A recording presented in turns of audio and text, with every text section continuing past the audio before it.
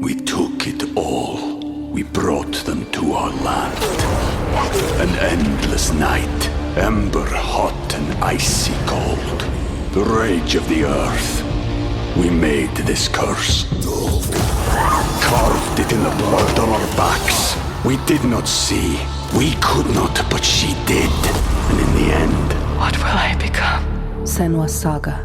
Hellblade 2. Play it now with Game Pass. Ryan Reynolds here from Mint Mobile. With the price of just about everything going up during inflation, we thought we'd bring our prices down. So to help us, we brought in a reverse auctioneer, which is apparently a thing.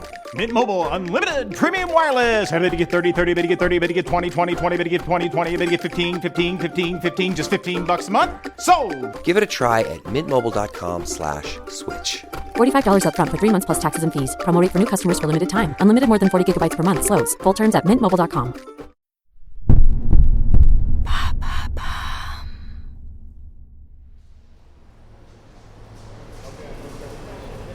La procédure est réglée comme du papier à musique. Chaque jour, en début d'après-midi, la porte de la cellule s'ouvre. Carlos Ghosn se lève de son lit posé sur le sol. Encadré par 2 gardiens, il remonte le couloir gris et nu de la prison. On le conduit chez le procureur Yoshitaka Seki. L'interrogatoire dure jusqu'à 21h, puis Ghosn est ramené dans sa cellule pour la nuit. En théorie, la détention préventive n'excède pas 3 jours, mais le juge peut ordonner une prolongation si le procureur fournit de nouveaux éléments à charge.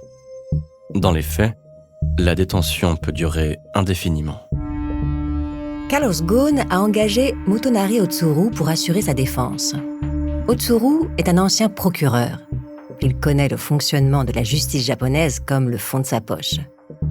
Depuis le début, Otsuru conseille à Carlos Ghosn de reconnaître les faits qui lui sont reprochés. Mais Ghosn ne peut pas admettre une telle stratégie. Les gens vont penser qu'il est coupable. Avouer, c'est se soumettre. Et les hommes comme lui ne se soumettent pas. 10 décembre 2018. Le procureur Seki engage des poursuites contre Carlos Ghosn pour avoir dissimulé la moitié de ses rémunérations entre 2010 et 2018. Il aurait dû déclarer un montant total de 87 millions de dollars. Seki présente aussi une nouvelle accusation, abus de confiance. Ce délit est considéré en droit japonais comme l'un des plus graves en droit des affaires. Cela concerne les transactions avec l'homme d'affaires saoudien Khaled Joufali, qui lui a prêté de l'argent en échange d'accords commerciaux avec Nissan. 25 décembre 2018. 8h du matin. La porte de la cellule s'ouvre. Carlos Ghosn a droit à 30 minutes d'exercice. Il n'a plus de montre. Lui qui enjambait les fuseaux horaires a perdu la notion du temps. Il sait seulement qu'on est le jour de Noël et qu'il est seul.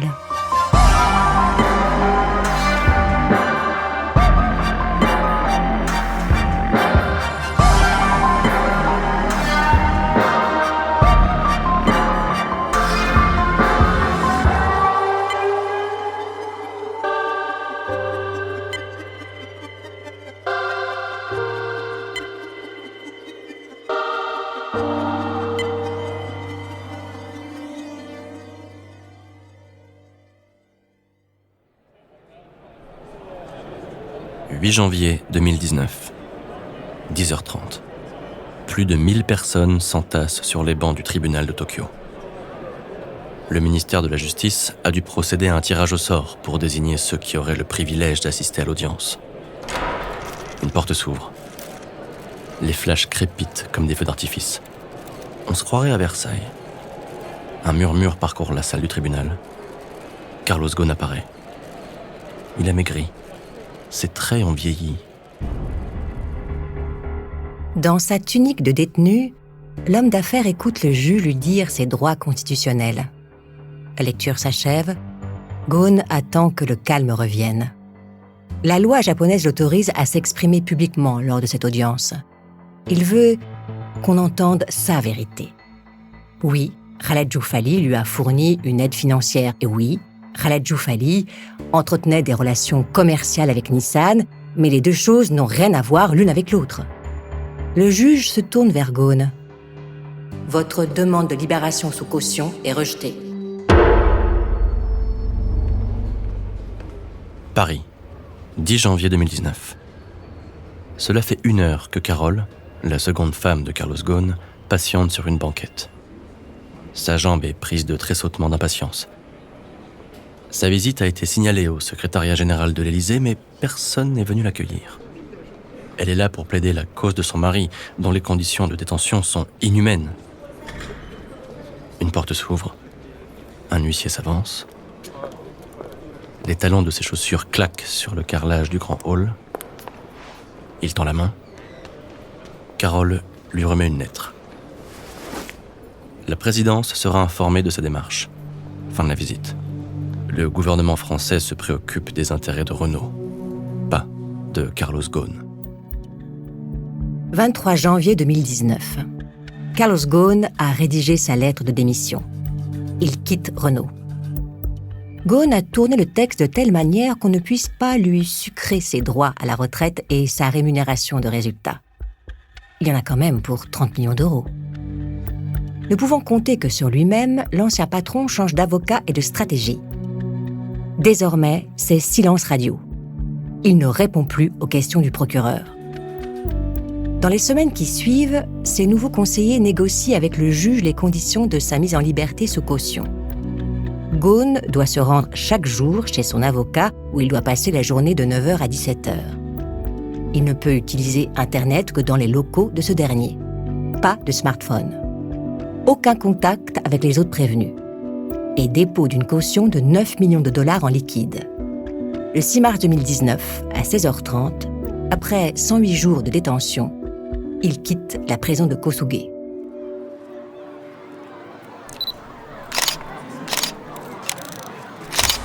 Dans le viseur de son appareil, le photographe hésite. Il a pris une rafale de photos, mais il n'est pas certain de ce qu'il a shooté. Un petit homme portant une combinaison bleue, une veste orange, une casquette bleue sur la tête et un masque chirurgical qui lui couvre la moitié du visage. Autour de lui, des hommes en costume noir le poussent dans un van Suzuki gris. Le photographe fait défiler les photos sur l'écran de visionnage de son appareil. C'est bien Ghosn, déguisé en ouvrier qui vient de quitter la prison. L'image fait le tour du monde. Avec un brin de cruauté moqueuse, les journaux télé japonais expliquent à leurs auditeurs quels vêtements ils doivent se procurer sur Amazon s'ils veulent se déguiser en Carlos Ghosn. Carlos Ghosn est assigné à résidence, avec une nouvelle routine. Chaque jour, il se rend dans les locaux de ses avocats. Le lundi et le mercredi, il traite des sujets personnels. Le mardi, le jeudi et le vendredi, il prépare sa défense et mène une campagne de com'. Les proches de Ghosn ont fait placarder dans le centre de Beyrouth des affiches affirmant « Nous sommes tous Carlos Ghosn », reprenant le slogan « Je suis Charlie ». Au Japon, le procureur ne transmet un dossier au juge que s'il a la certitude de prouver la culpabilité de l'accusé. Sinon, il préfère ne pas saisir le tribunal. D'où un taux très élevé de condamnation. Ghosn sait que le procureur dispose de nombreux éléments à charge. Si un procès est ouvert, il a toutes les chances d'être condamné.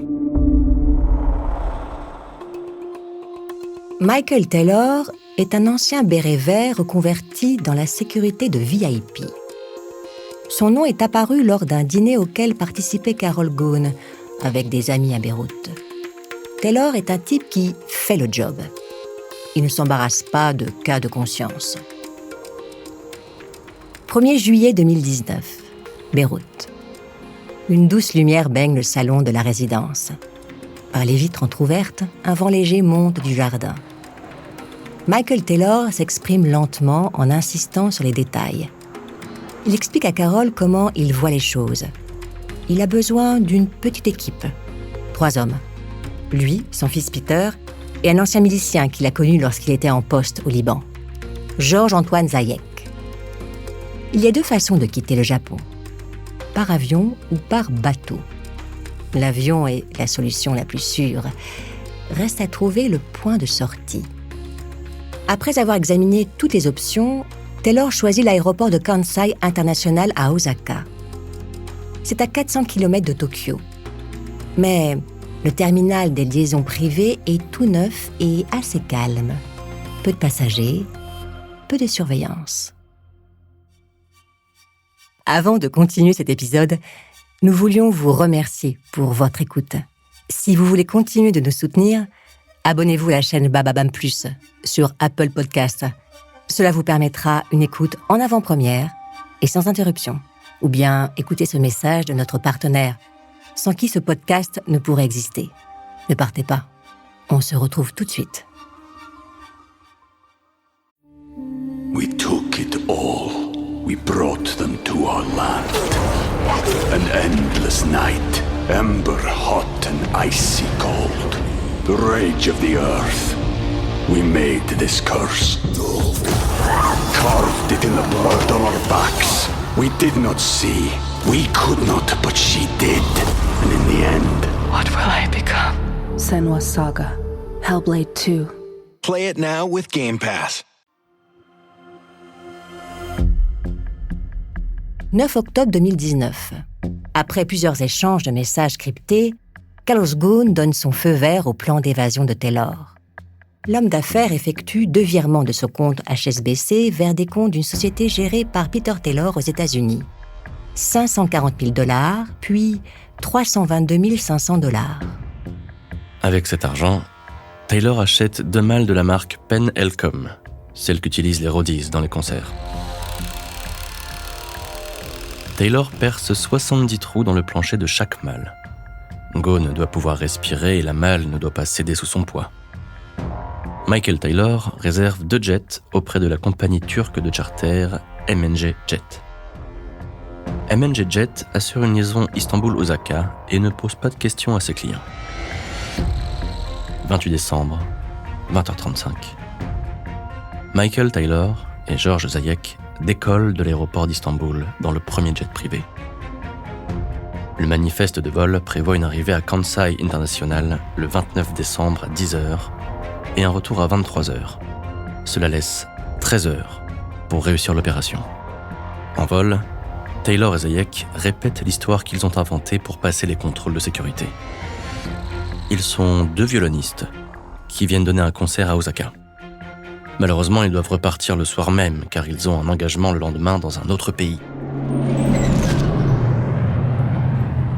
29 décembre, 10h10, le jet se range devant le hall des arrivées privées de l'aéroport d'Osaka.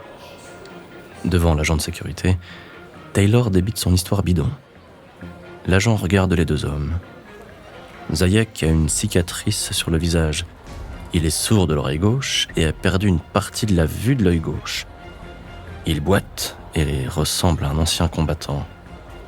Mais l'agent lui rend son passeport, sans rien dire. 11h12, Taylor et Zayek s'enregistrent à l'hôtel Stargate d'Osaka. Chambre 4009. Carlos Ghosn déjeune avec sa fille Maya. Le repas terminé, Maya embarque dans une voiture avec 5 valises. Direction l'aéroport de Tokyo. Sur le chemin, elle s'arrête à l'hôtel Grand Hyatt où l'attend Peter Taylor. Il est 14h05. Elle dépose 2 valises et repart. 14h30, Carlos Ghosn sort de chez lui. Casquette, écharpe, lunettes noires et veste noire. Il marche jusqu'au Grand Hyatt. Il a l'habitude de se rendre dans cet hôtel pour y rencontrer ses conseillers. Il monte dans la chambre 933 où l'attend Peter Taylor. Il change de vêtements. 30 minutes s'écoulent. Peter Taylor descend dans le hall et attend l'arrivée de son père et de Zayek. Les 2 hommes montent dans la chambre 933.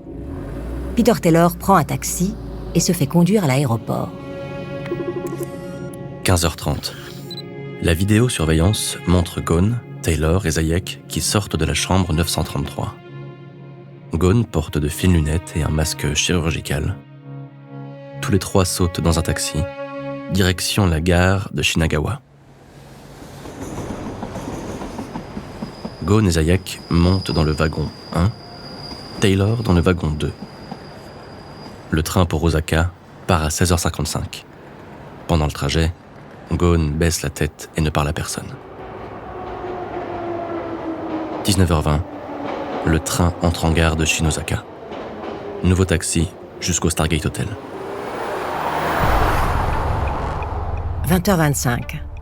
Carlos Ghosn se tient au milieu de la chambre 4009, au 46e étage. Les lumières de la ville se reflètent dans la baie vitrée. Au loin, on devine la masse sombre de l'océan Pacifique. Ghosn inspecte la malle. 21h. Michael Taylor fait un rapide aller-retour jusqu'à l'aéroport de Kansai, histoire de s'assurer qu'il n'y a pas de problème. Il discute quelques minutes avec une jeune agente de sécurité. Il lui tend une enveloppe contenant $10 000. L'employé refuse, mais Taylor insiste. Puis, il retourne au Stargate. 21h30. Michael Taylor entre dans la chambre 4009. L'avion décolle dans 1h30. Ghosn continue d'inspecter la malle. 1,20 m de long, 80 cm de haut. « Vous avez déjà fait de la plongée ?» demande Taylor. Ghosn hoche la tête. Il se glisse dans la malle, recroquevillé. Respirez lentement. Le couvercle se ferme. 22h. La vidéosurveillance montre Taylor sortir de la chambre en poussant une malle. Zayek pousse la seconde malle, vide. Ils descendent dans le hall. 2 vannes les attendent à l'entrée. L'aéroport n'est qu'à un quart d'heure. 22h20. Taylor et Zayek se présentent à l'embarquement. « Nous sommes en retard », s'excuse Taylor. Le responsable du terminal s'approche de l'ancien militaire. Il veut lui parler. « Un instant, s'il vous plaît », dit le responsable. « Nous avons un petit souci. » Le militaire retient sa respiration. « Nous ne pouvons pas accepter cet argent, cela ne se fait pas chez nous. » L'homme tend l'enveloppe contenant les $10 000. Taylor prend l'enveloppe. « Il faudrait passer les malles au scanner », ajoute le responsable. Michael Taylor se raidit. « Impossible, dit-il. Elles contiennent des instruments très fragiles, le scanner risque de les abîmer. » Le responsable hésite, puis hoche la tête. « Allez-y. »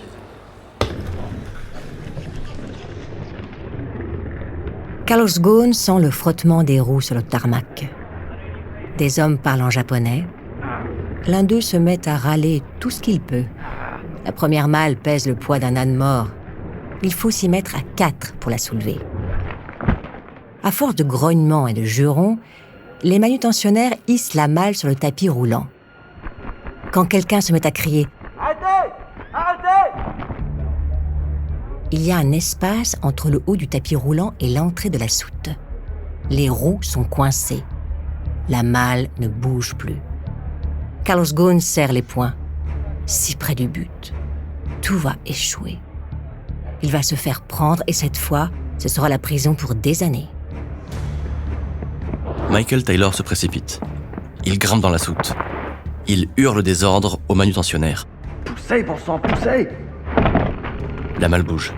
Les roues sortent de l'ornière et se posent sur le plancher de la soute. Le chargement de l'avion est terminé. 23 heures. L'avion roule sur la piste d'envol. Ghosn sent les vibrations des réacteurs qui montent en puissance. Il sent la perte de contact avec le sol et le balancement de l'avion qui décolle. Taylor ouvre le couvercle. Il aide Carlos Ghosn à sortir de sa cachette. L'ancien patron est frigorifié. Taylor l'installe dans l'un des fauteuils en cuir de l'appareil. Parfum d'ambiance relaxant. Verre de champagne. Carlos Ghosn est de retour dans le monde qu'il connaît. «